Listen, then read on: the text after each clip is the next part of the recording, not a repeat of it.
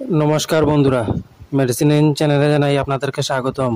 বন্ধুরা, আজ SRT 25mg ট্যাবলেটের কাজ এবং পার্শ্ব প্রতিক্রিয়া নিয়ে বিস্তারিত আলোচনা করব, তাই ভিডিওটি শেষ অবধি অবশ্যই দেখবেন এবং চ্যানেলে নতুন হয়ে থাকলে চ্যানেলটিকে সাবস্ক্রাইব করে নেবেন, যাতে ওষুধ সম্পর্কে সঠিক তথ্য সবার আগে আপনারা পেয়ে যান।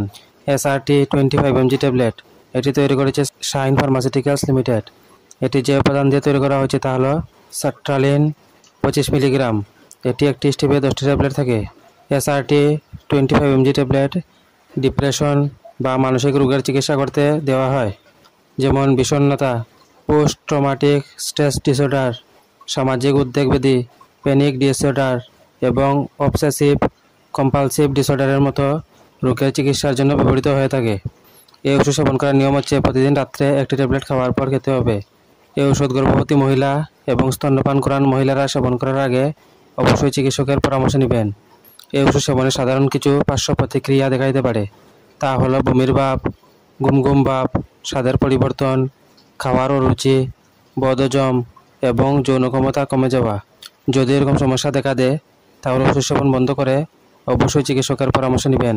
বন্ধুরা, ভিডিও ভালো লেগে থাকলে লাইক, কমেন্ট, শেয়ার অবশ্যই করবেন। ধন্যবাদ।